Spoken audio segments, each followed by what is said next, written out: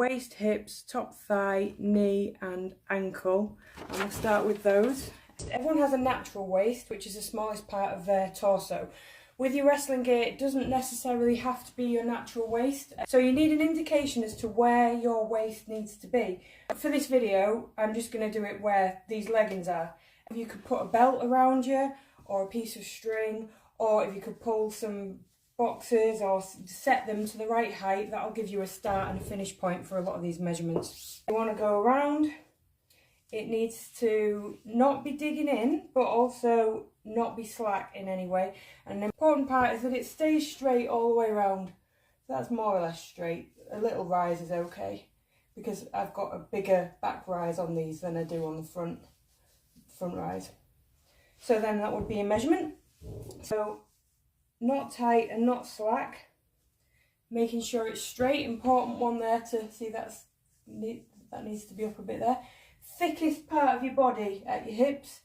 So this tells me whether or not you've got a booty, and I need to give you a bit more fabric so that you don't go see-through when you bend over. And yeah, again, nice and straight, no slack, and then take that measurement. This one's a bit of a strange one, because if you were doing like biker style trunks, it would be kind of down there. If you were doing proper trunks, they kind of lift up like that, but the measurement, it'll differ by an inch or so. So it's not too important that that one's deadly straight. So if I measure like that, I get like 26.5. If I rise it up like that, I end up on 27.5. So it's no big deal. I can account for those differences. While you stood straight, a bit difficult to get this one wrong really, but I like to know what everyone's are, just so that I know whether or not they change in general. And then ankle down at the bottom. A is your front rise, B is your back rise, C is your inside leg, and D is the total length. So your front rise is the distance between the top and underneath. So when you get your fabric, obviously it's not just going to sit like that, it's going to curve underneath your body, so it's directly underneath your torso. Hold it at the bottom and then pull it up. Same for here, right underneath your torso, and then pull it up. Don't pull it too tight, make sure it's nice and not loose, not too tight.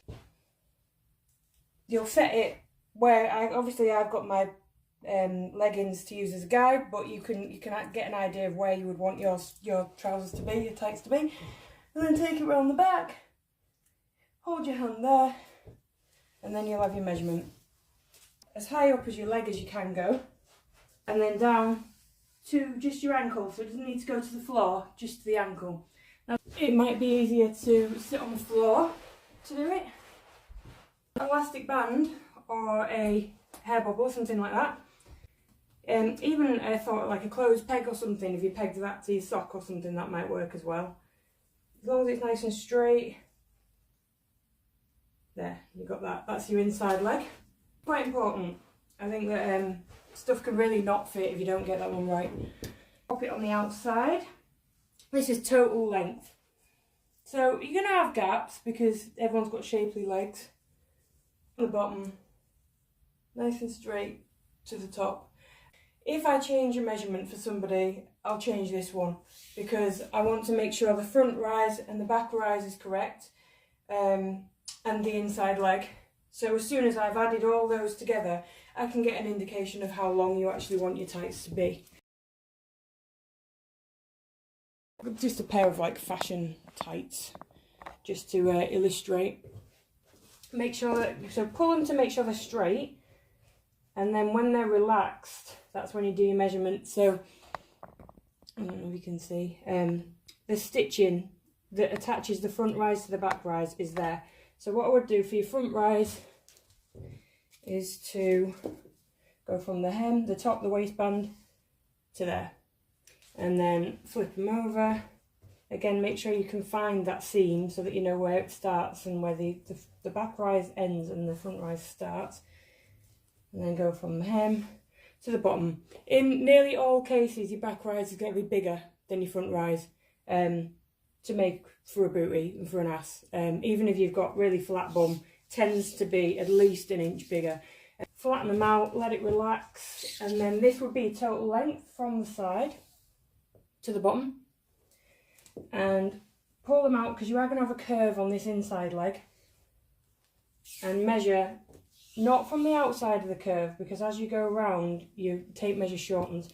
From the outside, so the top of the heel, essentially, where the stitching is, and crawl it. Don't do it straight, crawl it round like that, and you'll get your inside leg measurement.